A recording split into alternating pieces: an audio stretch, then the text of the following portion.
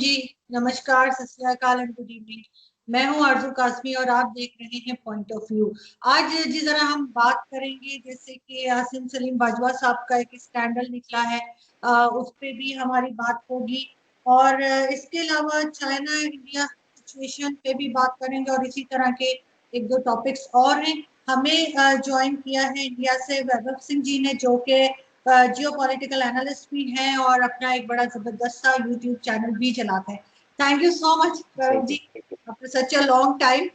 कि हमें बहुत लोग कह रहे थे, और आपके जो इंडियन फॉलोअर्स हैं वो इतने ज्यादा आपके साथ रहते हैं कि उन्होंने मुझे कहा कि मैंने कुछ किया होगा, कि दोनों नहीं आ रहे, मेरे साथ भी नहीं आ रहे और आप भी नहीं आ रहे, तो प्लीज बता दें कि आप ही कहीं गए हुए थे।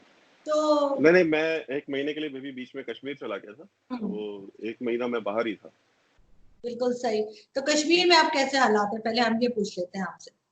कश्मीर में हालात ठीक है, कश्मीर में ऐसी कोई प्रॉब्लम नहीं है। कश्मीर में देखिए, अगर आप ऑन ग्राउंड जाकर के चीजें देखते हैं और एक जो मखसूस मीडिया आपको दिखाता है, उन दोनों में जमीन आसमान का अंतर होता है। बिकॉज एक लेफ्ट विंग मीडिया है जिसका गठजोड़ हमको जो इंडिया के बाहर की जो पावर्स है, जो एजेंसीज हैं, आईएसआई जैसी, वो जो उनका नैरेटिव है, वो हमेशा उनका नैरेटिव पुल करते हैं कि वहां पे बड़ी ह्यूमन राइट्स वायलेशंस है, वहां पे तो सड़कों पे लाशें बिछी हुई है, नदियां बह रही हैं खून की। और दूसरा एक मीडिया जो ये कहता है कि वहां पे दूध और शहद की नदियां बह रही हैं, वहां सब कुछ एकदम the environment is completely oblivious. दोनों ही चीजें गलत है। कश्मीर में वैसे ही हालात है जैसे बाकी इंडिया में है। वहां पे भी जो छोटे मोटे क्राइम बाकी स्टेट्स में होते हैं, वो कश्मीर में भी होते हैं। कश्मीर में क्या है कि कश्मीर में जब पटाखा भी फूटता है तो वो अचानक से उसको इतना मैग्नीफाई कर दिया जाता है। देखिए, जर्नलिज्म जो होती है ना, जर्नलिज्म का काम है चीजों को, जो जैसी चीजें हैं उनको वैसे ही रिपोर्ट करना। ठीक है। जो इश्यूज बहुत इंपॉर्टेंट हैं, बहुत क्रूशियल हैं, उनको मैग्नीफाई करना, उनको ज्यादा स्पेस देना, उनको मेन स्ट्रीम मीडिया में स्पेस देना। करप्शन पाकिस्तान में बहुत हो रहा होगा, बट आसिम सलीम बाजवा करप्शन करता है तो मीडिया की रिस्पॉन्सिबिलिटी है कि उसको मैग्नीफाई करे, because he is a adviser to prime minister Imran Khan, he is chairman of China Pakistan economic corridor. लेकिन इंडिया में क्या होता है कि जब आप जर्नलिज्म में देखते हैं तो यहाँ पे एक पर्टिकुलर सेक्शन ऑफ मीडिया है जो एक नैरेटिव पुल करता है। पाकिस्तान आर्मी का तो खैर अपना एक अलग नैरेटिव है ही, उनका एक स्थान है कश्मीर के ऊपर, इसलिए वो उसको ज्यादा स्पेस देते हैं। अदरवाइज मुझे कश्मीर में हालात बहुत साजगार मुझे दिखे। मैं घूमा भी, मैंने इंस्टाग्राम पे और बाकी ट्विटर वगैरह पे मैंने फोटोज भी डाली थी, और उसमें अगर आपको कहीं दिखे कि कहीं लोग, और वो आम जगह है, आम लोग हैं, अपनी लाइफ जी रहे हैं। अगर आप मीडिया में भी देखेंगी, आजकल तो गूगल अर्थ है और मैप्स वगैरह हैं, उन पे आप चेक कर सकते हैं कि कितना हैवी ट्रैफिक होता है। शाम के समय अगर आप श्रीनगर का ट्रैफिक देख लें अपने, यहाँ पाकिस्तान में गूगल मैप्स पे आप देख लें, आपको दुनिया भर की वो रेड लाइंस आपको वो रोड्स पे दिखेंगी, क्योंकि वहां पे वो बिल्कुल ट्रैफिक जैम रहता है। तो जो कर्फ्यू और ये वो, हाँ, 4G वहां स्टार्ट नहीं हुआ है, लेकिन जो 2G की स्पीड है, 2G की स्पीड भी काफी अच्छी है, इतनी अच्छी है कि आप एक वीडियो कॉल पे आराम से बात कर सकते हैं। तो ये हालात है वहाँ के। तो कश्मीर में तो काफी अच्छा एक्सपीरियंस रहा। लेकिन ये सिर्फ पाकिस्तान का मीडिया नहीं कह रहा, ये आपके अपने लोग भी कह रहे हैं। बहुत से आप ट्विटर पे देखते हैं, बल्कि समटाइम्स आप लोग रिप्लाई भी करते हैं। तो हमें चले आप कह सकते हैं कि हम गलत कह रहे हैं क्योंकि हम वहां नहीं है, लेकिन जो लोग इंडिया में ही बैठे हैं, जब वो ये कह रहे हैं कि जी 1 साल से वहां पे लॉकडाउन है, 1 साल से वो लोग बंद है, फिर क्या समझे कोई? देखिए, इनमें से कोई कश्मीर जाके रिपोर्ट क्यों नहीं करता है? ये जो ट्विटर पे बैठ के बातें करते हैं, ये जाए ना कश्मीर, और जाए और जा करके वहां पे अपना मोबाइल का कैमरा ऑन करें। सबके पास आईफोन 11 से नीचे तो किसी के पास फोन नहीं है जो ट्विटर पे बैठ के बातें करते हैं। जो सो कॉल्ड सोशलिस्ट कम्युनिस्ट हैं, ये एप्पल के नीचे बात नहीं करते। तो ये चले जाए कश्मीर, अपने एप्पल का स्मार्टफोन निकालें और उसमें फेसबुक लाइव कर दे। मैंने आपसे अभी पहले भी कहा कि वहां पे इतना जो 2G स्पीड भी है वो इतनी है कि आप आराम से वीडियो कॉल कर सकते हैं।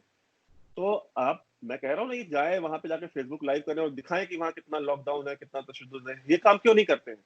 ट्विटर पे बैठ के बातें करना और पेड ट्वीट्स करना। भाई, मैं गया था ना, मुझे किसने रोका? मैं तो साल भर पहले भी गया था, जब मैंने रूहे कश्मीर नाम की एक डॉक्यूमेंट्री बनाई वहां कश्मीर जाकर के। वहां मैंने पूरा कश्मीर शूट किया था, मैंने ला करके दिखाया था। ये और ये जो ट्विटर वाले हैं जो सो कॉल्ड जर्नलिस्ट, ये उस समय भी नहीं गए और ये आज भी नहीं जा रहे। अगर आपको बातें करनी है तो आप ट्विटर पे बैठ करके, ठीक है 240 वर्ड्स तो फ्री के हैं, वो कोई कुछ भी लिखे। सही, बिल्कुल। अच्छा, वैभव जी, हम आते हैं उस साइड पे। आपकी कुछ टाइम पहले आपकी एक वीडियो आई थी मेजर गौरव की और आपकी, जिसमें उन्होंने जो है वो आसिम बाजवा, जनरल आसिम बाजवा के बारे में बात की थी। अब अहमद नूरानी साहब ने फुल एक रिपोर्ट बनाई और रिलीज की, सब कुछ उनको कहा गया कि जी वो मेजर गौरव के लिए काम करते हैं। और तो उसके लिए आप क्या कहेंगे कि कैसे आप लोगों ने वो बनाई, और कोई कनेक्शन है या वैसे ही जो है वो नूरानी साहब का नाम लिया जा रहा है? देखिए, ये बहुत अहमकाना बात है कि अहमद नूरानी गौरव आरा के लिए काम करते हैं या डिफेंसिव ऑफेंस के लिए काम करते हैं। ये बात बिल्कुल बेबुनियाद है। मैं तो अहमद नूरानी को तो मैं तो पर्सनली अहमद नूरानी को पर्सनली नहीं जानता, बट मैं ट्विटर पे तो उनको मैं न जाने कब से फॉलो कर रहा हूँ, सालों हो गए। और he is one of the finest journalist, investigative journalist इन पाकिस्तान। और ये मैं उनको कोई सर्टिफिकेट नहीं दे रहा हूँ, ये पाकिस्तान में जो भी लोग सहाफत करते हैं, एवरीबडी नोज कि अहमद नूरानी के क्रेडेंशियल्स क्या है।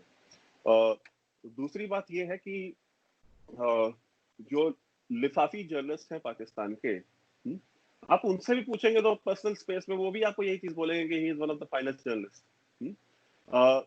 लेकिन अहमद दुरानी को मैं पर्सनल लेवल पे नहीं जानता, मेरी उनसे कभी कोई बात नहीं हुई, मेरा उनसे कोई कम्युनिकेशन नहीं है। मेजर साहब तो उन्होंने नाम ही तब सुना जब अहमद नूरानी के ऊपर जब ये कंट्रोवर्सी शुरू हुई, तो मेरी उनसे बात हो रही थी, तो उन्होंने कहा यार मैंने तो नाम ही पहली बार सुना है अहमद नूरानी का। सो और हमारा वीडियो तो अहमद नूरानी की रिपोर्ट से तकरीबन 1.5 महीने पहले आ गया था। 1.5 महीने से भी तकरीबन मेरे ख्याल से ज्यादा वक्त हुआ होगा। और हमारी तो जो इन्फॉर्मेशन थी वो पूरी ओपन सोर्स थी। अहमद दुरानी की जो रिपोर्ट है वो तो बहुत डिस्क्रिप्टिव है, उसमें बहुत सारी डिटेल्स हैं। हमने अपने वीडियो में बाजवा की माइनिंग से रिलेटेड कोई बात नहीं करी थी। उनके जो वाटर बॉटल्स की जो कंपनीज और दुनिया भर की जो डिटेल्स अहमद दुरानी ने निकाली हैं, इट्स एक्चुअली वो एक इन्वेस्टिगेटिव रिपोर्ट है। उसमें डिटेल्स हैं, उसमें डॉक्यूमेंट्स हैं, उसमें रेफरेंसेस हैं। हमें हमारे पास जो ओपन सोर्स इंफॉर्मेशन थी यूनाइटेड स्टेट्स से और बाकी जगहों से, हमने तो वो ओपन सोर्स इंफॉर्मेशन हमने सारी उसके ऊपर हमने बात करी थी। लेकिन ठीक है, अगर जो कहते हैं वो अहमद दुरानी भाई वो पाकिस्तानी है, जो इल्जाम लगा रहे हैं वो पाकिस्तानी है। मेरा जो स्टांस है वो बहुत क्लियर है कि अहमद दुरानी से हमारा कोई लेना देना नहीं। और अहमद दुरानी ने भी शायद डिफेंसिव ऑफेंस का नाम नहीं सुना होगा जब उन्होंने रिपोर्ट बनाई होगी, क्योंकि हम एक बड़ा यूट्यूब चैनल है, लेकिन हम इतने बड़े भी नहीं है कि दुनिया में जो हर एक इंसान है उसको पता हो डिफेंसिव ऑफेंस का। तो अहमद दुरानी से हमारा कोई रिलेशन नहीं। क्योंकि आजकल बहुत उनका नाम आ रहा है, बल्कि पता नहीं आपने देखा है या नहीं, लेकिन आज मैं देख रही थी कि रऊफ कलासरा साहब और एजाज सैयद, इन दोनों को भी आप जानते हैं। दोनों की एक ट्विटर पे जंग जारी है, जिसमें एजाज ने उनसे पूछ लिया था कि उन्होंने कभी कोई बात की है आसिम बाजवा के हवाले से, तो उस पर वो काफी नाराज हो गए कलासरा साहब। और मुसलसल दोनों जो है वो एक मतलब जैसे कहना चाहिए एक देखिए, मैं दूसरे। एक चीज बताऊं, देखिए मैं क्लासरा साहब का ना कोई मैं फैन वैन नहीं हूं। इंडिया में कुछ लोग हैं जो क्लासरा साहब को बड़ा ईमानदार और बड़ा ईमान वाला और जो भी कहते हैं उनको समझते हैं, बड़ा अनबायस सेक्युलर किस्म के जर्नलिस्ट की तौर पर उनको देखते हैं लोग। इंडिया में बहुत सारे लोग हैं जो ये मानते हैं, लेकिन मैं रऊफ क्लासरा का कोई फैन नहीं हूँ। रऊफ क्लासरा, मैंने वो ट्वीट देखा भी था, रऊफ क्लासरा ने ट्वीट किया था, लेकिन मुझे नहीं पता था कि वो आजाद से उनका कुछ है। लेकिन उन्होंने जब ये ट्वीट करा था और उनको, और मैंने मैं आपको बता दूं, मैंने उस चीज को उसके ऊपर मैंने कोट करके मैंने भी एक ट्वीट करा था। ये कल की बात है, कल मैंने करा था जब इनकी तारीफ करी थी जनरल आसिम बाजवा ने। तो मैंने उस ट्वीट को कोट करके मैंने ये चीज लिखी थी कि ये चीज जो है ना, ये रऊफ क्लासरा का, और मैं बहुत लंबे समय से ये लिखता रहा हूँ कि जिस तरीके की सहाफत रऊफ क्लासरा साहब करते हैं, अगर ये नवाज शरीफ होता या कोई और होता तो रऊफ क्लासरा साहब मतलब संभाले नहीं संभलते यूट्यूब के ऊपर और ट्विटर के ऊपर। और एंड ही मुझे नहीं पता कि मतलब ये इतना बड़ा सेल्फ गोल उन्होंने एज अ जर्नलिस्ट कैसे कर लिया कि अगर आसिम बाजवा ने तारीफ करी भी तो वो उसको इग्नोर कर देते। लेकिन वो फिर उसको उन्होंने ट्वीट करा और बड़े थैंकफुल लेटे जा रहे थे। और लेटने का ही तो कल्चर चल रहा है पाकिस्तान में आजकल, जो लेटता नहीं है वो कहाँ सर्वाइव करता है। तो वो अब बीच में आया था ना, हम लेटेंगे, वो हम देखेंगे के ऊपर एक स्पूफ बना था, हम लेटेंगे पाकिस्तान। तो वो लेट गए। अब जाहिर सी बात है, साल भर से स्टूडियो के बाहर है, नौकरी तो चाहिए थी। आपने देखा उन्होंने एंडोर्समेंट मिली और रऊफ क्लासा साहब को तुरंत उनका प्रोग्राम भी आ गया। और आमिर मतीन साहब के साथ मेरे ख्याल से शायद आज न्यूज पे या किसी चैनल पे उनका नया प्रोग्राम नहीं, पब्लिक न्यूज पर। पब्लिक न्यूज पे। तो उनको प्रोग्राम भी मिल गया। देखिए एक ट्वीट का कमाल है। तो ठीक है, वो पाकिस्तान, लेकिन बात वही है कि वो पाकिस्तानी है। और रऊफ क्लासरा का मैं कभी कोई फैन वैन नहीं रहा हूँ। रऊफ क्लासरा के भाई के ऊपर इल्जामात हैं कि उन्होंने पीटीवी में रहते हुए जो चीज वो डिजर्व नहीं कर, जिस प्रॉपर्टी, जो गवर्नमेंट प्रॉपर्टी रऊफ क्लासरा को मिली थी, जब रऊफ क्लासरा ने उस मकान को छोड़ा तो उसमें वो वही सेम प्रॉपर्टी इनके भाई को मिल गई। और उसके ऊपर उस समय का मैं देख रहा था क्लिप, मतीउल्लाह जान ने मेरे ख्याल से शायद ट्वीट करा था कि मतीउल्लाह जान ने उनसे सवालात भी काफी पूछे, लेकिन उन्होंने एक सवाल का जवाब नहीं दिया था उस समय जब उनको जब स्कैंडल हुआ था। और वो डॉन न्यूज के मालिक पे काउंटर क्वेश्चन करना चाह रहे थे। तो जो इस तरह के सहाफी है, मैं उनके बारे में क्या बोलूं। जो लोग उनको मानते होंगे शायद। नहीं, उनकी पोजीशन वैसे काफी खराब हो गई है उस मुबारकबाद के बाद से जो उनको मिली आसिम बाजवा की तरफ से, उससे पोजीशन जय क्लासरा साहब की काफी डाउन हो गई है। लेकिन नहीं, एक ये चीज, तो अच्छा, ये एंडोर्समेंट इनको रऊफ क्लासरा को ऐसा नहीं कि पहली बार ये फौजियों से या इनसे मिली है। आसिम बाजवा से पहले इमरान खान ने भी इनकी ऐसी तारीफ करी थी अपने एक पब्लिक इवेंट में। और इमरान खान के उस ट्वीट को उन्होंने अपने ट्विटर अकाउंट पे पिन ट्वीट करके रखा हुआ है, जब इमरान खान उनकी तारीफ कर रहे हैं। तो जिनको एंडोर्समेंट इमरान खान से और आसिम बाजवा से और ऐसे लोगों से मिलती हो, तो फिर उनके जरूरतों के बारे में मैं या आप क्या कह सकते हैं। बिल्कुल सही। लेकिन एक चीज और यहाँ पे चली हुई है बात, वो ये कि कह रहे कि जी जो आसिम सलीम बाजवा के ऊपर जो स्कैंडल बना है उनका, जो उनके ऊपर एलिगेशंस लगी हैं, ये इंडिया ने प्लान किया है ताकि सी पैक को नुकसान हो सके। तो सीपैक क्या एक फर्द के भरोसे चल रहा है? मैंने तो सुना था कि सीपैक तो पाकिस्तान एज अ कंट्री का प्रोजेक्ट है। ये तो मुझे आप ये तो नई खबर आपने मुझे दी कि ये आसिम सलीम बाजवा का प्रोजेक्ट है। मुझे तो लगा था पाकिस्तान का प्रोजेक्ट है। अरे एक एक प्रोजेक्ट को कोई हेड करने वाला है। मैं कहता हूँ चलिए ठीक है, इंडिया ने किया होगा, मैं मान लेता हूँ फॉर आर्गुमेंट से कि इंडिया ने प्लांट की होगी स्टोरी, हमने लीक किया, हमने डॉक्यूमेंट दिया अहमद नूरानी को, मैं सारी बातें ये सारी आपकी मान लेता हूँ। तो इसका नतीजा क्या निकलेगा? आसिम सलीम बाजवा को हटा दिया जाएगा। आसिम सलीम बाजवा हटेंगे, कोई दूसरा बाजवा, चट्टा, चीमा, चौधरी कोई आएगा। तो प्रोजेक्ट थोड़ी बंद हो जाता है किसी एक फर्द के जाने से। तो अगर इंडिया को अगर सीपेक को नुकसान पहुंचाना होगा तो वो कुछ और करेगा, वो आसिम सलीम बाजवा को डैमेज क्यों करने की कोशिश करेगा? क्योंकि उससे इनका ख्याल होगा कि फिर पाकिस्तान आर्मी डैमेज होगी, क्योंकि एक इल्जाम तो लग गया है ना। मगर अभी तक कोई, एक तो वो अपने कुछ क्लियर ठीक से कर नहीं पाए, और जो उन्होंने एक रेजिग्नेशन दिया था वो भी इमरान खान साहब ने रिजेक्ट कर दिया है कि नहीं जी, आप पे पूरा भरोसा है, आप करें। उनसे कुछ किसी किस्म का कोई नहीं मांगा कि जी कोई बिल बताओ या कुछ बताओ, जो नवाज शरीफ साहब से कहते हैं। तो वो चीज तो मनी आपकी ट्रेल दो, जी मनी ट्रेल दो। बिल्कुल। तो मनी ट्रेल इनसे तो किसी किस्म का नहीं मांगा गया है। तो आप क्या समझते हैं वैभव जी के, इससे क्या इम्प्रेशन क्या पड़ेगा पाकिस्तान का बाकी के वर्ल्ड पे? क्योंकि खबरें तो सभी देखते हैं और एक इमेज तो बहरहाल बनेगा ही। देखिए पाकिस्तान का इमेज जो जैसा है वैसा रहेगा। और आसिम सलीम बाजवा तो मतलब सदर्न कमांड पाकिस्तान आर्मी का तो मशहूर है उस काम के लिए।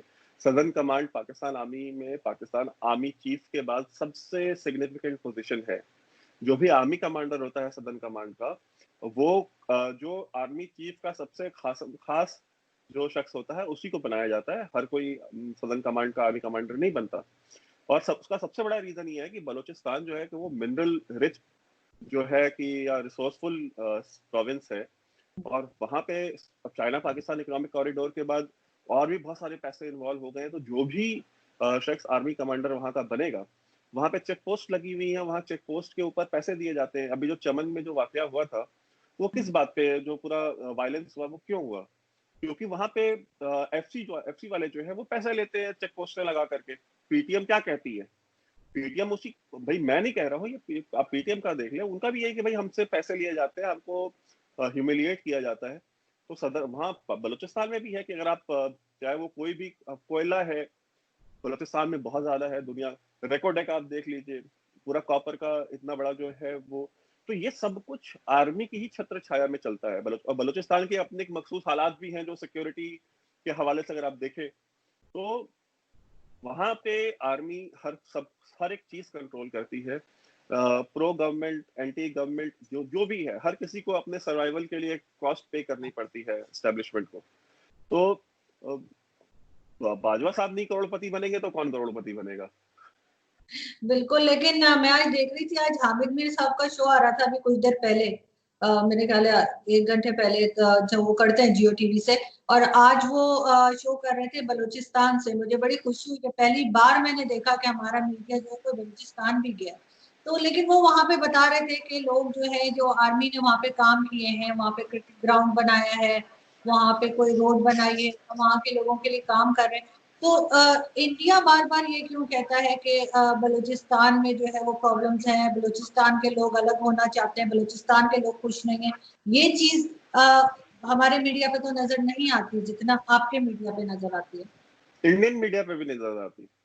आप मुझे बताइए, इंडियन मीडिया पे कितने प्रोग्राम होते हैं बलूचिस्तान को लेकर के?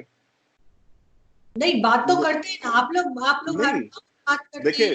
इंडियन आपकी इंडियन मीडिया इंडियन मीडिया जो है बलूचिस्तान को लेकर के, अगर आप पिछले 5 साल की डिबेट उठा लेंगे तो पूरे इंडियन मीडिया पे आपको 50 डिबेट नहीं मिलेगी 5 साल में। ये स्ट्राइक रेट है इंडियन मीडिया का ऑन बलूचिस्तान। दूसरी चीज ये है कि अगर आप जैसा कह रहे हैं कि हामिद मीर साहब वहां गए थे, और वहां से वो आर्मी ने क्रिकेट स्टेडियम बनाया है, सुई में आप जहां से आप गैस निकालते हैं, सुई के गांव में आप गैस सिलेंडर नहीं दे पाए। ठीक है, जहां से गैस पंजाब सप्लाई होती है, जहां से गैस कराची सप्लाई होती है, और आपने क्रिकेट स्टेडियम बना के दिया है उनको। भूखे पेट वो क्रिकेट खेलने जाएंगे। बलूचिस्तान के गांव की स्थिति, आप पाकिस्तान में रहती हैं, आपको पता है, आप जा सकती हैं वहां पे, आप जा करके रिपोर्ट। हामिद मीर साहब भी गए तो वहां पे फौज की तारीफ करने गए, और वो कर रहे हैं वहां के फौज की तारीफ। क्या कोई भी इन्वेस्टिगेटिव रिपोर्टर, जितने भी इन्वेस्टिगेटिव रिपोर्टर्स हैं पाकिस्तान के, उनमें से आज ने कभी कोई इन्वेस्टिगेटिव रिपोर्ट बलूचिस्तान से निकाली है? कोई आज तक किसी ने बलूचिस्तान जा करके बिना फौजी, आप देख लीजिए, आपके मीडिया में जितने प्रोग्राम आते हैं, जो भी बलूचिस्तान से प्रोग्राम आते हैं, कैमरे में दूर कहीं ना कहीं कोई ना कोई फौजी उनको टहलता हुआ मिल जाएगा आपको स्क्रीन पे। तो बलूचिस्तान में अगर इतनी ही खुशहाली है तो आप यहाँ पे मीडिया को क्यों बैन किया हुआ है? आप जो फॉरेन मीडिया वाले हैं आपके यहाँ पाकिस्तान में, आप उनको क्यों नहीं जाने देते? आप उनको सिक्योरिटी क्लियरेंस क्यों नहीं देते? बलूचिस्तान में पिछले 6 महीने से इंटरनेट बंद है, और 6 महीने से भी ज्यादा वक्त से इंटरनेट बंद है, आपको पता है। बलूचिस्तान में तो बलूचिस्तान स्टूडेंट्स ऑर्गेनाइजेशन है, स्टूडेंट्स ऑर्गेनाइजेशन बीएसओ वाले, वो प्रोटेस्ट कर रहे हैं उनकी स्टूडेंट्स को, बच्चियों को जो मारा गया, उनके जो वीडियोस वायरल हुए ट्विटर के ऊपर कि किस तरह से बच्चियों को मारा जा रहा है, पुलिस वाले और एफसी वाले मार रहे हैं, वो किस लिए प्रोटेस्ट कर रहे थे? इंटरनेट नहीं है। चलिए, हमारे यहाँ कश्मीर में 2G है और इतना फास्ट चलता है कि आप वीडियो कॉल कर सकते हैं। बच्चों की जो कश्मीर में जो बच्चे हैं वो ऑनलाइन क्लासेस कर रहे हैं क्योंकि स्कूल्स तो बंद है। वो ऑनलाइन क्लासेस किस पे चल रहा है अगर इंटरनेट बंद होगा तो वो सारी की सारी चीजें हैं। बट बलूचिस्तान में तो आपने 6-7 महीने से इंटरनेट ही बंद कर रखा है। ये क्यों आपसे बंद किया किसने हुआ है? कहा? ये आपसे किसने कहा कि इंटरनेट अरे, बंद? प्रोटेस्ट चल रहे हैं, आप जाके पता कर ले। मैं आपको अभी कह रहा हूँ, आप इस इंटरव्यू को रोक करके आप चले जाए गूगल पे और जाके आप देख लेंगे कितने प्रोटेस्ट बलूचिस्तान में हो रहे हैं। इंटरनेट कब से सस्पेंडेड है? बलूचिस्तान में इंटरनेट नहीं है पिछले 7-8 महीनों से, और वहां सही। की स्टूडेंट यूनियंस प्रोटेस्ट कर रही हैं, और उनको बहुत ब्रूटली सप्रेस किया गया है वहां पे। तो ये चीजें हैं, ये रियलिटीज हैं। हामिद मीर साहब अगर वहां गए तो थोड़ा साउथ ऑफ बलूचिस्तान चले जाए। हामिद मीर साहब जब, चलिए अच्छा हुआ फौज की तारीफ करने गए, लास्ट टाइम जब इन्होंने बलूचिस्तान के ऊपर कॉन्फ्रेंस करी थी तो आईएसआई ने 3 गोलियां उतारी थी इनके सीने में, और इन्होंने हॉस्पिटल में खुद इन्होंने बयान, इनके भाई जब ये एडमिट थे, खुद हामिद मीर के भाई ने ऑन मीडिया जियो न्यूज पे आके कहा था कि आईएसआई वालों ने मरवाया है।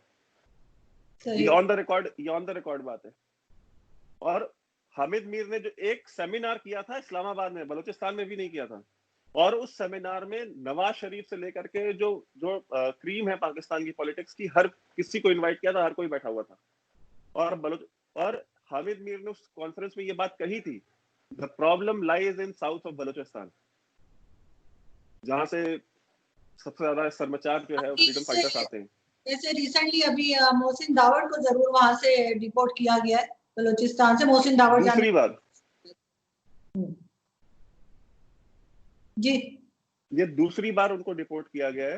हाँ पिछली बार डिपोर्ट किया था, शायद 180 दिन का बैन लगाया था एंट्री पे, और इस बार भी उनको एयरपोर्ट से डिपोर्ट किया है तो उनको 180 दिन का बैन लगाया है एंट्री पे बलूचिस्तान में। देखिए, बलूचिस्तान आप भी जानती हैं कि बलूचिस्तान में जो नॉर्थ ऑफ क्वेटा का पूरा एरिया है that is the Pashtun area, और जो साउथ ऑफ क्वेटा है वो पूरा का पूरा बलोच एरिया है। और जो नॉर्थ ऑफ क्वेटा और वो जो बलोच लीडरशिप भी है, जो बलोच चाहे वो आजादी पसंद हो या वो आपके प्रो गवर्नमेंट वहां पे जो एलिमेंट्स हैं, इस बात से कोई डिनाई नहीं करता कि जो नॉर्थ ऑफ क्वेटा है that was never part of Balochistan. वो कलात स्टेट का कभी हिस्सा था ही नहीं। वो तो अंग्रेजों ने डिवाइड किया पश्तूनों को। तो जब वो पश्तूनों को डिवाइड करने लगे तो उन्होंने कुछ पश्तून एरियाज जो अफगानिस्तान जो ड्यूरेंट लाइन बनाई, तो उन्होंने क्या किया कि एक तो पश्तूनों को उधर डिवाइड किया अफगानिस्तान और खैबर पख्तूनख्वा के बीच में, दो अलग अलग कौमियत नेशनलिटीज उनको दी। एक कुछ को पाकिस्तानी बनाया, कुछ को अफगान बनाया, और फिर कुछ को बलूचिस्तान में बलोचों के साथ उन्होंने डाल करके डिवाइड किया कि जो पाकिस्तान के साइड में जो पश्तून आ रहे थे, जो ब्रिटिश इंडिया में थे, उनको भी दो हिस्सों में काटना था, तो आधे को बलूचिस्तान में डाला, आधे को खैबर पख्तूनख्वा में डाला। तो इन्होंने दो सर्कल्स में इनको डिवाइड किया था अंग्रेजों ने पश्तूनों को। तो जो बलोच सरदार हैं, चाहे वो लंदन में वाले हो, चाहे वो अमेरिका वाले हो, चाहे खान ऑफ कलात है, उनमें से कोई भी ये चीज नहीं कहता कि ये बलूचिस्तान का हिस्सा है। तो पाकिस्तान की फौज को ये चीज पता है कि अगर मोहसिन दावड़ अगर क्वेटा आता है, और उनको पता है कि कितनी पजीराई जो है, क्योंकि ये क्वेटा के पहले भी जलसे हो चुके हैं और उसमें लाखों की भीड़ है पीटीएम के जलसों में। बिल्कुल तो वो ये नहीं चाहते कि जो एक बलोच, जो एक डिससेटिस्फाइड जो सेगमेंट है वो, और जो पश्तून जो डिससेटिस्फाइड सेगमेंट है बलूचिस्तान का, इन दोनों को एक कॉमन लीडरशिप मिल जाए मोहसिन दावड़ के या पीटीएम के नाम पे। जबकि बिकॉज बड़ी पीसफुल क्योंकि प्रोटेस्ट पीटीएम नहीं, हाँ, क्योंकि पीटीएम से फौज डरती है, क्योंकि वो बहुत पीसफुल प्रोटेस्ट करते हैं। वो कभी भी गन नहीं उठाते, वो वायलेंस की बात नहीं करते, वो आइन के दायरे में रह करके अपने हुकूक की बात करते हैं। वो ये कहते हैं कि अगर कोई किसी ने कोई क्राइम किया है तो उसको सजा कोर्ट देगी, आप नहीं दे सकते। आपका काम, अगर आपने किसी को उठाया है तो आप उसको कोर्ट में पेश कीजिए, मजिस्ट्रेट के सामने उसको पेश कीजिए। आप ये नहीं कर सकते कि आप लोगों को उठाएं और गायब कर दें, और साला साल जो है उनके फैमिलीज को, उनके किसी का भाई गायब है, किसी का बेटा गायब है, किसी का बाप गायब है, किसी का 10 साल से गायब है, किसी का 15 साल से गायब है। तो आप ये काम नहीं कर सकते। और ये एक ऐसा मसला है जो कि बलोच जो कम्युनिटी है वो बहुत ज्यादा जिसने सफर किया है। पश्तूनों ने तो वॉर और टेरर के बाद ये चीजें फेस करनी शुरू करी हैं। बलोच तो पिछले 70 साल से ये चीजें फेस कर रहे हैं। तो वो ये नहीं चाहते कि पीटीएम का बैनर एक ऐसा बैनर बन जाए जहां बलोच और पश्तून यूनाइट हो जाए, इसलिए वो उनको वहां पे नहीं जाने देते कभी। लेकिन एक चीज ये भी कहते हैं कि वहां पे इतनी ज्यादा पाकिस्तान आर्मी इसलिए एक्टिव है क्योंकि वहां पर इंडियन इन्वॉल्वमेंट है। इंडिया ने वहां पे बहुत लोग अपने यहाँ वहां से भेजे, इसलिए बहुत ज्यादा वहां पे देखा जाता है कि कोई बाहर भी निकले तो उससे आईडी कार्ड पूछा जाता है और इस तरह की चीजें। तो आप समझते हैं कि वाकई में इंडियन इन्वॉल्वमेंट है? आप तो दाई करेंगे। देखिए, सैयद सलाउद्दीन को हम्म, स्पेशल आईडी कार्ड मिला है पाक फौज की तरफ से, आईएसआई की तरफ से, और उनको वो पास मिला है, और उस वो पास में उनकी गाड़ी का नंबर लिखा है, सैयद सलाउद्दीन का आइडेंटिटी लिखी है, और उनको बताया है कि ये सरकारी मुलाजिम है फौज के, ठीक है, और इनको अननेसेसरीली न रोका जाए कहीं भी किसी भी चेक पॉइंट पे। ये पास सैयद सलाउद्दीन को मिला है। वो सैयद सलाउद्दीन जो ग्लोबली रिकॉग्नाइज्ड टेररिस्ट है, यूनाइटेड नेशंस ने उसको डेजिग्नेट किया है, अमेरिका ने उसको डेजिग्नेट किया है, यूके ने उसको टेररिस्ट डेजिग्नेट किया है। और उस सैयद सलाहुद्दीन को आपकी फौज सरकारी मुलाजिम बना के ये बोलती है कि इनको चेक पोस्टों पे अननेसेसरी न रोका जाए, ना इनको हिरासा किया जाए। और बलूचिस्तान में अगर कोई साफी जाए, कोई शख्स जाए, तो आपका आर्गुमेंट ये है कि चूंकि इंडियन इन्वॉल्वमेंट है, टेररिज्म है, इसलिए हर किसी का आईडी कार्ड मांगा जाता है चेक पोस्टों पे रोक के। जरा मुझे आप ये बता दें कि जो कर्नल की बीवी होती है उससे तो पुलिस भी नहीं रोक पाती, आपकी इस्लामाबाद के अंदर नहीं रोक पाती, ठीक है। सही। और बात वो वीडियो वायरल हुई थी, आपने देखा होगा। तो देखा। बाकी वो आप रॉ एजेंट बना देते हैं। जो फौजी है, जो फौजी की फैमिली है, वो उसको आप रोक नहीं सकते। और जो फौजी नहीं है, जो फौजी फैमिली से नहीं है, उसको आप बोलते हैं कि भाई ये तो रॉ एजेंट है। तो अब लेकिन इस बात का देखिए, इस बात में कॉन्ट्रास्ट आप देख लीजिए इन दोनों बातों में। लेकिन आपका मीडिया जो है, आई थिंक लास्ट वीक भी और इस वीक भी बहुत ज्यादा ये बात भी कर रहा था कि दाऊद इब्राहिम जो है वो पाकिस्तान में है, कराची में है। उनका घर भी दिखाया जा रहा था कि जी दाऊद इब्राहिम का घर है, लेकिन उसी इंडियन चैनल के रिपोर्टर जो कराची से रिपोर्ट कर रहा था, पाकिस्तान से रिपोर्ट कर रहा था, इंडियन ही था वो, कोई पाकिस्तानी नहीं था वो। लेकिन उसने कहा कि नहीं, ऐसी कोई चीज नहीं है, हमने ऐसा कुछ नहीं देखा कि दाऊद इब्राहिम जो है वो पाकिस्तान में हो। लेकिन ये आप कौन से ये मैं किस चैनल की ये किस चैनल की बात है आप जो मुझे बता रही हैं? TV9 की बता रही हूँ। वो टीवी 9 का रिपोर्टर कराची में खड़ा था, हाँ, कराची में, बिल्कुल। और कराची में खड़ा होकर वो ये कह रहा था कि नहीं, यहाँ पे ऐसी कोई बात नहीं है। हाँ, उसने कहा कि नहीं, यहाँ वो पाकिस्तान से था, मेरा अब वो कराची से ही मेरे ख्याल कर रहा था, लेकिन पाकिस्तान से था, नहीं हो नहीं सकता है कि जहाँ पॉसिबल पर नहीं, लेकिन बिकॉज इस बात बिकॉज हम एक्सेप्ट करें कि वो यहाँ था, इंडियन ही था, वो पाकिस्तानी नहीं था। नहीं, उसने मैं कहा कह कि रहा हूँ, आप कह रही हैं ये चीज, बट मैं इस चीज से बिलीव नहीं करता हूँ, बिकॉज इंडियन मीडिया तो बैन है आपके यहाँ पे। नहीं, तो बैन है वो तो कराची कैसे पहुंच गया वो? वो उसका मसला है, वो कैसे पहुंचा, लेकिन ये कि वो यहाँ से रिपोर्टिंग नहीं, अब करवाते आप हैं। कह रही हैं, मैं देखूंगा। मुझे मैं आई हैव आपको क्लिप सीरियस भेज डाउट्स। दूंगी, मैं आपको वो आप मुझे क्लिप। क्लिप भेज दीजिएगा, जी। But I have serious doubts कि इस तरह की कोई रिपोर्ट होगी, बिकॉज हाँ, हो सकता है कि वो इंडिया में ही हो कहीं पे, इंडिया में खड़ा होकर के कहीं वो ये बात कह रहा हो। बट नहीं, कराची में तो पॉसिबल ही नहीं है कि TV9 भारतवर्ष का रिपोर्टर वहां चला जाए। मैं आपको बताती हूँ एक और इस समय तो फ्लाइट्स भी बंद है, कैसे गया है वो? क्या पानी से गया है? लगता ही नहीं होगा, लेकिन वो इंडियन ही था, वो इधर ही था। मैं आपको क्लिप भेजूंगी। और एक चैनल आज तक वाले जो थे उन्होंने भी दिखाया था, बल्कि उनका जो रिपोर्टर था वो तो गाड़ी में बैठा हुआ था, और क्लिफ्टन डिफेंस के आगे जो वह एरिया, उधर से गुजर रहा था, कोई घर दिखा रहा था, वो कह रहा था ये दाऊद इब्राहिम का घर है और मैं बाहर नहीं निकल सकता। तो आप उनके रिपोर्टर्स तो यहाँ मौजूद है, मैं खुद भी बल्कि हैरान हुई। मैंने कहा अच्छा, होते होंगे, मैंने तो और नहीं किया। देखिए देखिए, बात यह है कि किसको नहीं पता है दाऊद इब्राहिम कराची में रहता है। अब आप मेरे से भी ये बात कह रही हैं।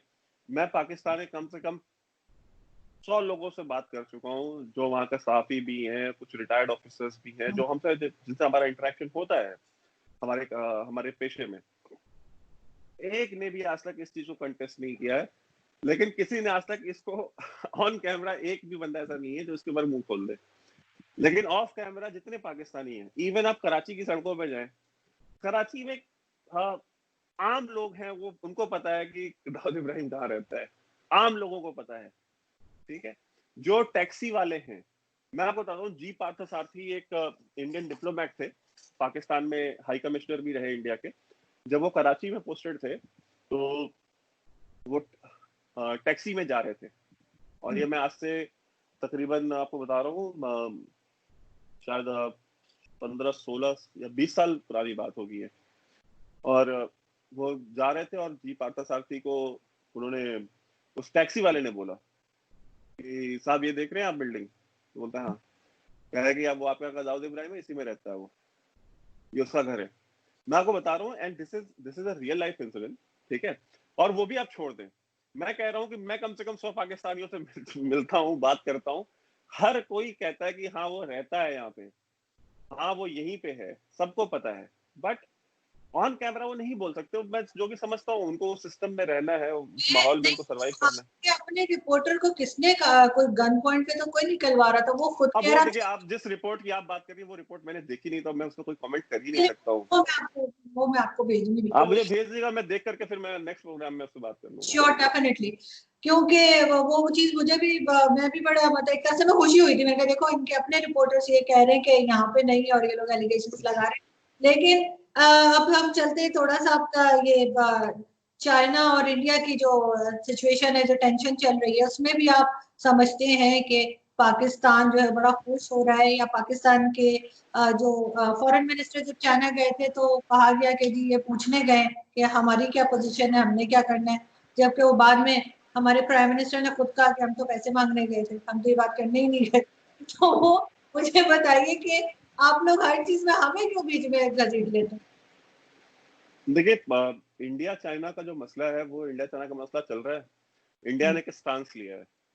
इंडिया ने ये कहा है कि अभी आपने देखा होगा एसएफएफ जो है, स्पेशल फ्रंटियर फोर्स, उसने जा करके 4 किलोमीटर जो है चाइना के अंदर घुस करके उनकी जमीन भी ऑक्यूपाई करी।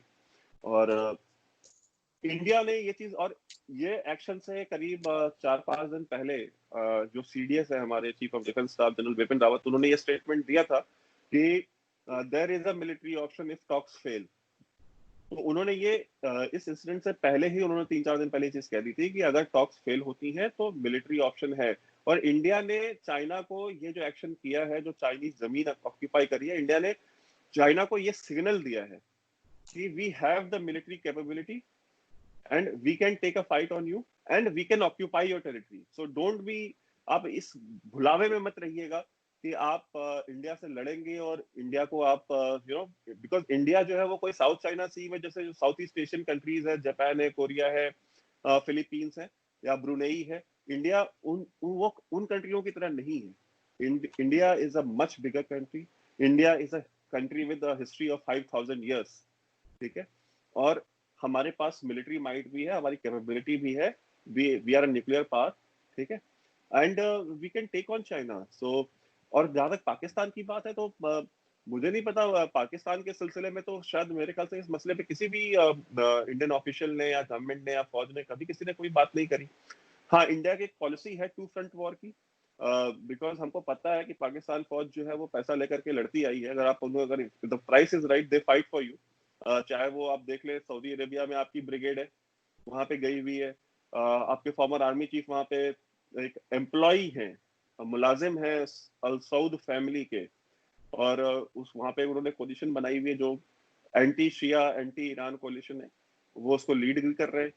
आपकी फौज जॉर्डन भी गई थी 1970s में जब फिलिस्तीनियों को, और उस समय के ब्रिगेडियर जियाउल हक, जो कि बाद में आपके आगे डिक्टेटर भी बने, वो जियाउल हक साहब वहां पे ब्रिगेडियर थे। उन्होंने कितने तकरीबन 5,000 या 10,000 उन्होंने फिलिस्तीनी मार दिए थे वहां जाकर के, जो कि जॉर्डन में रेफ्यूजीज थे। और जॉर्डन के शाह के इनविटेशन पे गई थी आपकी फौज। तो पाकिस्तान वॉर ऑन टेरर देख लीजिए, आपने पैसे लिए हैं। पाकिस्तान ने, अगर कहते हैं कि हमने अमेरिका की जंग लड़ी, तो आपने फ्री में तो नहीं लड़ी, आपने पाकिस्तान अमेरिका से पैसे लिए हैं। $32 बिलियन, $32 बिलियन आपने एज ए एड के नाम पे आपने पैसे लिए। आपने उनसे हथियार लिए, आपने उनसे वो प्लेटफॉर्म्स लिए जो कि आपको ऐसे नहीं मिल सकते थे। आपने उसको as a bargaining chip use किया। तो ये चीज इंडिया को पता है कि if China pays you enough, your forces will fight against India. तो भाड़े की फौज है, भाड़े की फौज करेगी मौज। तो ठीक है, वो अपना उन्होंने बनाया हुआ है। तो इंडिया, और इंडिया की अपनी एक टू फ्रंट लेकिन वॉर की पॉलिसी है। इंडिया ने उसके लिए तैयारियां की हुई है कि अगर टू फ्रंट वॉर होती है तो हम उसे कैसे डील करना है। इंडियन एयरफोर्स हो, आर्मी हो, इन दो, और इंडियन नेवी हो, इन तीनों फोर्सेस की डॉक्ट्रिन है, इन डॉक्ट्रिन इन प्लेस है टू फ्रंट वॉर की। और ये इसके लिए जब वॉर एक्सरसाइजेस करते हैं, जब इंडियन आर्मी, एयरफोर्स और ये नेवी, तो ये टू फ्रंट वॉर को लेकर के ध्यान में रख करके ये एक्सरसाइजेस करते हैं अपने। और ये इंडिया का बहुत पहले से ये स्टांस है। लेकिन मुझे ये लगता है कि जो बहुत से लोग कहते भी हैं कि अमेरिका ने पहले पाकिस्तान को इस्तेमाल किया था, क्योंकि वो उसकी कोई जंग हो किसी से तो वो खुद नहीं आता है, वो किसी और को अपने आगे करता है। तो पहले उसने पाकिस्तान को इस्तेमाल किया था अफगानिस्तान के साथ और इस तरह की वॉर में, जिसका पाकिस्तान ने बहुत देर तक, अभी तक बल्कि भुगत रहे पाकिस्तान। तो ऐसा तो नहीं है कि चाइना के साथ जो आपकी टेंशन है वो भी अमेरिका जो है आपको आगे किया हो, और अब उसकी जंग एक तरह से आप लोग लड़ रहे हैं, क्योंकि अमेरिका को चाइना से प्रॉब्लम है और वो खुद तो कुछ कर नहीं सकता, तो आप लोगों को लगा दिया, असला भी आप लोग खरीद रहे हैं, तो मार भी आप लोग खा रहे हैं और लड़ भी आप लोग रहे हैं, लेकिन फायदा किसका हो रहा है? आपका तो कोई फायदा नहीं हो रहा ना। आपकी आप लोगों का सिर्फ नुकसान हो रहा है ये करके। माना कि आप चाइनीज सोल्जर्स का भी आपने कुछ ना कुछ नुकसान किया है, लेकिन सिर्फ ये कि आपको ऐसा नहीं लगता कि अमेरिका जो है वो बीच में आप लोगों को जो है यूज कर रहे हैं?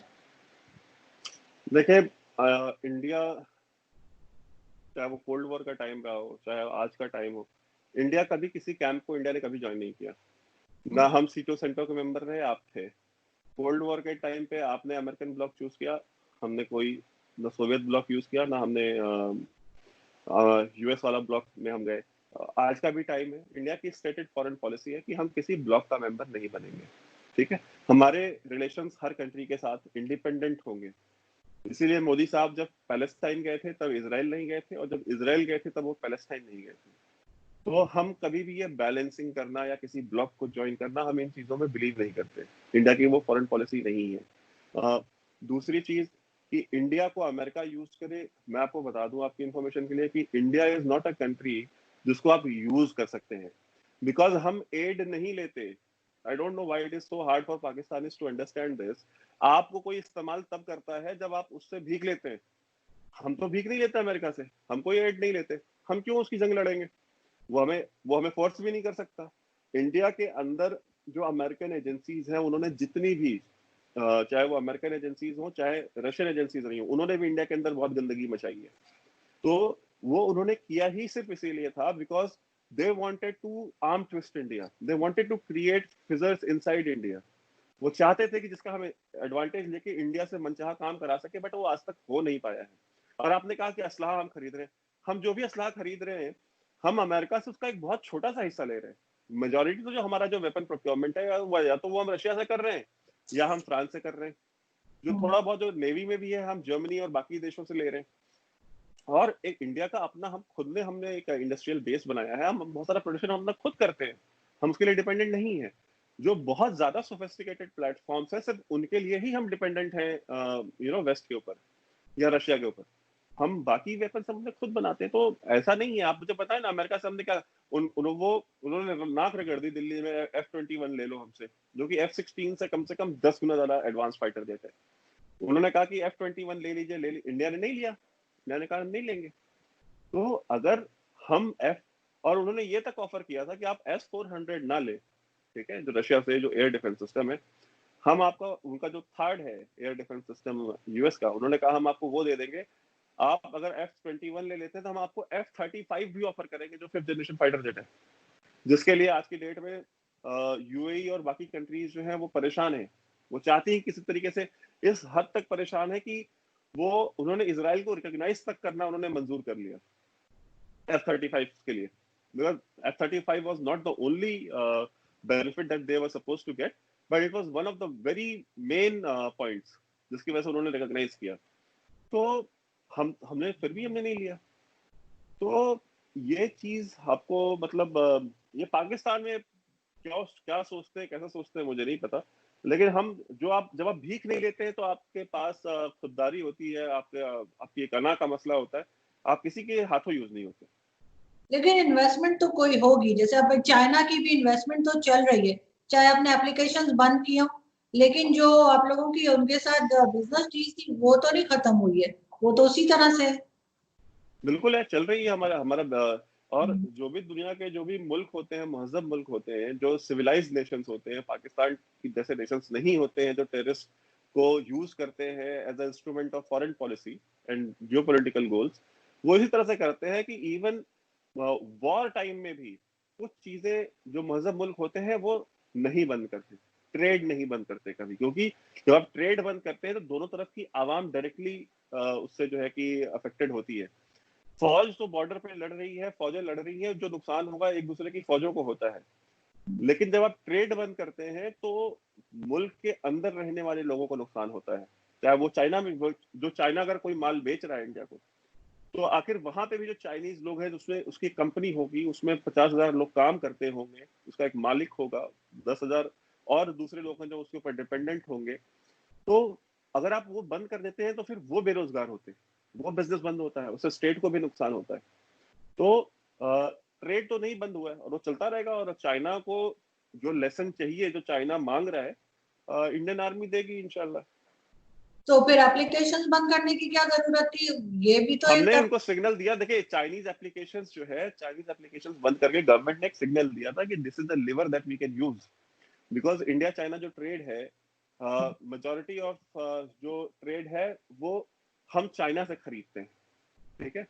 तो अगर हम ट्रेड बंद करते हैं तो सबसे ज्यादा नुकसान चाइना को होगा, इंडिया को उतना नुकसान नहीं होना है, इंडिया का नुकसान कम है। क्योंकि हमारा ट्रेड डेफिसिट बहुत ज्यादा है, समवेयर अराउंड 45 और 50 बिलियन डॉलर्स का हमारा ट्रेड डेफिसिट है शायद चाइना का, मुझे एग्जैक्ट नंबर सब मुझे याद नहीं है। तो वो जो ट्रेड डेफिसिट है वो तो चाइना के फेवर में है, तो नुकसान भी चाइना का होना है। तो हम हर एक चीज को सिग्नलिंग के लिए यूज करते हैं। व्हेन पुश कम्स टू शव, तो फिर हम ये कहते हैं कि जब बहुत ज्यादा हालात खराब हो जाएंगे, बात हाथ से निकल जाएगी, तो this is something that we can do which will affect directly Chinese people and eventually. वो जो चाइना की जो लीडरशिप है शी जिनपिंग की, वो और शी जिनपिंग की जो क्रेडिबिलिटी है वो चाइना के अंदर बहुत बैडली हिट हुई है। पॉलिट ब्यूरो के अंदर बहुत ज्यादा डिस्कम्फर्ट है। उनके जो शी जिनपिंग के जो नंबर 2 नंबर 3 जितने भी लोग हैं, they all are very angry at. पहले तो उन्होंने कोविड को जिस तरह से उन्होंने हैंडल किया, चाइना के अंदर लाखों लोग मरे, ठीक है, लेकिन कंट्रोल्ड मीडिया है, किसी को कोई एक्सेस टू इंफॉर्मेशन नहीं है। और उसके बाद शी जिनपिंग ने बेरूत से लेकर के, मतलब आप ये देख लीजिए, ब्रुनेई से लेकर के फिलीपींस, साउथ कोरिया, जापान, जितनी भी कंट्रीज हैं, हर एक कंट्री से उसने झगड़ा मोल ले रखा है। इंडिया के साथ जो एक अच्छा ट्रेड चल रहा था, अच्छे रिलेशन चल रहे थे, इंडिया के साथ उसने फड्डा ले लिया। तो ये चीज, और कोरोना वायरस के बाद दुनिया जो है जिस तरह से चाइना को देख रही है या चाइना को डील करना चाह रही है, तो जो Chinese leadership beyond Xi Jinping है, उनको ये लग रहा है कि भाई आप हमको दुनिया में आइसोलेट करते जा रहे हैं, हमारा कोई नाम लेने वाला नहीं मिलेगा, और आप दुनिया में हर किसी से झगड़ा कर लेंगे तो हम सरवाइव कैसे करेंगे। तो ये एक प्रॉब्लम है। बिल्कुल। और लास्ट में आप मुझे बस थोड़ा सा ये बताइए कि ऐसा तो नहीं है कि चाइना के साथ आप लोग इतना ज्यादा इसलिए चाइनीज के साथ नफरत आपकी हो रही है क्योंकि पाकिस्तान के उसके साथ टर्म्स अच्छे हैं, क्योंकि पाकिस्तान तो बहुत खटकता है ना इंडिया में। नहीं, पाकिस्तान सिर्फ इंडिया को थोड़ी खटकता है। पाकिस्तान दुनिया में बहुत सारे जो भी सिविलाइज्ड इंसान होगा, उसको पाकिस्तान खटकेगा ही खटकेगा। और पाकिस्तान से मुराद पाकिस्तान के लोग नहीं है, हमें पाकिस्तान के लोगों से थोड़ी नफरत है। पाकिस्तान के लोग भी वही आम लोग हैं, उनके भी वही रोजी रोटी के मसले, फैमिली है, बच्चा है, उसकी एजुकेशन है, उनके भी वैसे ही मसले मसाइल है। हमको मसला जो है वो आपकी इंटेलिजेंस एजेंसी और पाकिस्तान फौज से है। और उनसे भी हमारा मसला क्या है? उनसे मसला ये है कि भाई वो जो टेररिस्ट ऑर्गेनाइजेशन है, चाहे वो अफगान तालिबान हो, चाहे वो एहसानुल्लाह एहसान हो टीटीपी का, चाहे वो आपका लश्कर तैयबा हो, जैश ए मोहम्मद हो, यूनाइटेड जिहाद काउंसिल हो, मतलब जितनी भी दुनिया में दहशतगर्दी की, टेररिज्म की यूनिवर्सिटीज हैं, सबका हेड ऑफिस आपके यहाँ खुला हुआ है, ठीक है। और उनके जितने भी तुलबा हैं, जो स्टूडेंट्स हैं, वो सारे के सारे आपके यहाँ से ग्रेजुएट होके जाते हैं। कोई मुजफ्फराबाद से ग्रेजुएट होता है, कोई कोटली से होता है, कोई नॉर्थ पंजाब से होता है, कोई साउथ पंजाब से होता है। तो ठीक है, अगर आप भाई आप इनको बंद कर दीजिए, इंडिया को आपसे क्या मसला है? कोई मसला नहीं है। लेकिन अगर आपकी ये बात मान ली जाए और ये बात अगर सही होती तो पूरी दुनिया ने अभी तक बैन ना लगा दिया होता, पाकिस्तान को तो बिल्कुल पे तो ना कर आप दी। तो आप तो लोग आप एलिगेशन जरूर लगा रहे हैं लेकिन सबूत कोई नहीं है नहीं, तो आप एफएटीएफ की ग्रे लिस्ट में क्या छोले कुलचे बेचने के लिए? आपकी ना। ब्लैक लिस्टिंग नहीं, आपकी जो ब्लैक लिस्टिंग की जो टाइम आ गया है, एंड इट इज वेरी, आज आप देख लें मीडिया पे हर जगह ये बात चल रही है। और आपके यहाँ पे डेस्परेशन में जो पिछले एक हफ्ते 10 दिन में जो स्टेप्स लिए गए गवर्नमेंट की तरफ से कि इनको भी हाउस अरेस्ट करो, उसको हाउस अरेस्ट करो, इसको बंद करो, उसको बंद करो, क्यों कर रहे हैं आप? बिकॉज आपको ये चीज पता चली है कि शायद आपको ब्लैक लिस्ट कर देंगे इस बार।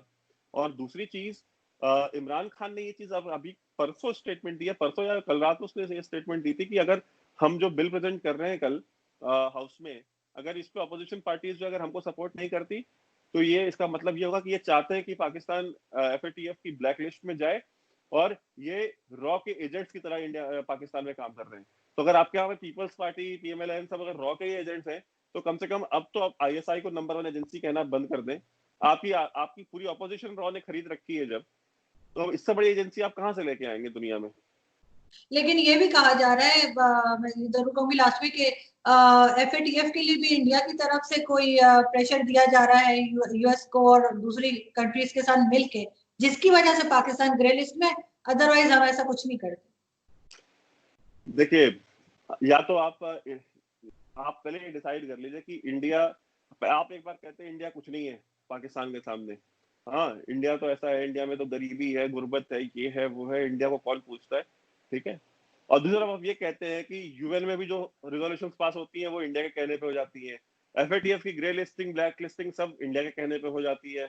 आपके यहाँ पे ऑपोजिशन को रॉ ने हायर कर रखा है। बलूचिस्तान में जो इंसर्जेंसी 70 साल से चल रही है वो रॉ चला रही है। अगर रॉ और इंडिया इतने स्ट्रांग हैं, तो या तो इसको आप मान लीजिए, तस्लीम कर लीजिए कि हाँ ये इतने स्ट्रांग हैं और इनका पोटेंशियल है, ये कर सकते हैं और ये कर रहे हैं, या तो फिर आप जो बात आप नॉर्मली आप लोग टेलीविजन पे और हर जगह आप लोग कहते हैं कि भाई इंडिया में तो कुछ है ही नहीं है, नंबर 1 तो आईएसआई है, या तो फिर आप उसको मान लीजिए, दो में से कोई एक चूज कीजिए। आप ये नहीं कर सकते कि जब आपको सूट करता है तो आप एक आर्गुमेंट चूज करते हैं, जब आपको सूट नहीं करता तो आप दूसरा आर्गुमेंट चूज करते हैं। ये चीज नहीं चल सकती। और ब्लैक लिस्टिंग आपकी हो चाहे ना हो, आपने जो वजीर आजम चुना है ना, हैंडसम, वो आपको बिना ब्लैक लिस्टिंग के तबाह कर रहा है, ठीक है। और एक दिन वो नवाज शरीफ को निपटाने आया था, वो ऐसा ही करते करते आपकी पूरी कौम को निपटा जाएगा एक दिन।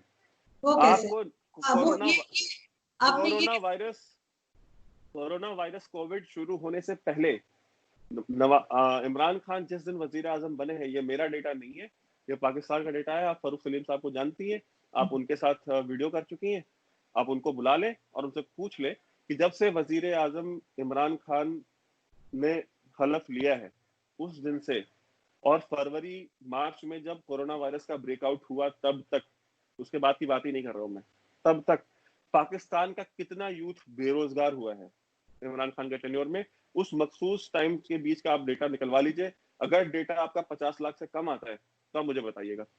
जिस मुल्क की आबादी 20-22 करोड़ हो, ठीक है, वहां पे अगर 50 लाख 1 करोड़ बंदा अगर बेरोजगार हो रहा है, ठीक है, तो आप सोच लीजिए आपके मुल्क की क्या हालत चल रही है। उसमें कोविड था भी नहीं, और ये सिर्फ आपके वजीर आजम की नाअहली है। तो इंडिया को तो अगर कर रही होगी मुझे नहीं पता, मैं तो गवर्नमेंट का हिस्सा नहीं हूँ, बट अगर गवर्नमेंट नहीं कर रही है तो भी कोई बात नहीं है। मैं तो कहता हूँ गवर्नमेंट को आराम से रिलैक्स करना चाहिए, ये बंदा अकेला काफी है, ये जो काम आप नहीं कर सके 70 साल में, ये 5-6 साल में निपटा के चला जाएगा।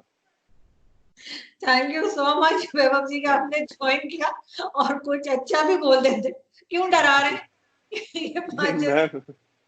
मैं डरा नहीं, ये डेटा, ये फैक्ट्स है, ये सारे का फारूक सलीम साहब को आप फोन कर ले इस इंटरव्यू के बाद, उनसे पूछ लें आप। बिल्कुल, वो तो जब से उन्होंने पहले शुरू में उन्होंने ज्वाइन किया था, पीटीआई ज्वाइन किया था, जब से निकले वो काफी नेगेटिव भी बात करते हैं, जब से उन्होंने वो जॉब छोड़ी नहीं, है। उनको फारूक सलीम को तो इन्होंने एडवाइजर भी बनाया था, अपॉइंट किया था, लेकिन डब्बू चौधरी के कहने पे इनको हटा भी दिया था। तो ये तो सबसे, उस समय वो इंफॉर्मेशन मिनिस्टर था डब्बू। तो मैं तो ये कहता हूँ कि इनके यहाँ सिस्टम में, अच्छा मुझे एक बात बताएं, इमरान खान कहता था कि हमारे यहाँ पे डुअल नेशनैलिटी वालों को हम कोई मिनिस्टर नहीं देंगे, ये जो क्वीन ऑफ इंग्लैंड है, ताजे बरतानिया की जो रानी है, ये उनके नाम की कस्में खाते हैं, ये उनको डिफेंड करने की ओथ लेते हैं, ये कैसे कर सकते हैं? प्राइम मिनिस्टर के जितने एडवाइजर हैं, जितने भी, एक इलेक्टेड है, एक भी इलेक्टेड नहीं है, एक भी नहीं। किसी के पास सिंगल नेशनैलिटी है नहीं, एक दो को छोड़ दिए आप, बाजवा टाइप, एक दो को छोड़ दिए, बाकी जितने भी हैं सब डुअल नेशनल्स हैं। जुल्फी बुखारी और ये सारे जितने भी हैं, ये कौन है? ये इनकी नेशनलिटी कौन सी है? किसी की ब्रिटिश है, किसी की अमेरिकन है, किसी की कुछ है। तो वो उनकी कैबिनेट है, तो ऐसे वो, और इमरान खान साहब ने तो खुद कहा था कि वो तो सियासतदान ही नहीं होता जो यू टर्न नहीं लेता, ठीक है। तो वो सियासतदान है, वो यू टर्न ले सकते हैं, और यू टर्न लेते लेते एक दिन आपका पूरा मुल्क निपटा देंगे। उनकी वो जो कंटेनर पे बातें होती थी वो कुछ और होती थी, और अब यहाँ पर आके, अगर आपने अल जजीरा का उनका इंटरव्यू देखा हो, तो अल जजीरा का जो एंकर था वो उन्हीं की 2 साल पहले की बात बता रहा था, तो वो कहते पता नहीं कहाँ से लेके आ जाते हो, तो वो कहने लगा सर मैं आप ही की स्टेटमेंट बता रहा हूँ, तो मैं क्या कहूँ। तो थैंक यू सो मच, और मैं वो क्लिप आपको भेजूंगी, फिर हम जब भेजिएगा। टाइम होगा आपके पास तो फिर हम जरूर करेंगे। लेकिन एक चीज जरूर है कि वो मुझे लगता है कश्मीर में जाके जो है ना इंसान 10 साल छोटा हो जाता है, क्योंकि आप मुझे इस वक्त बहुत यंग लग रहे हैं। मैं सोच रही हूँ मैं भी एक चक्कर लगा के आ ही जाऊँ, दोबारा मत जाइएगा फिर ये ना कि यहाँ पे मुझे कोई छोटा बच्चा वीजा बैठा है, क्योंकि वीजा अगर हर दफा कोई वीजा आता है कश्मीर तो वीजा वीजा लेके जाइएगा, सैयद सलाउद्दीन के रास्ते से मत जाइएगा। नहीं, मैं वीजा लेके जाऊंगी, मुझे वीजा दे देंगे आप मुझे, मेरा प्रोफाइल इतना बुरा नहीं है। Thank you so much, so kind. Thank you. Thank you.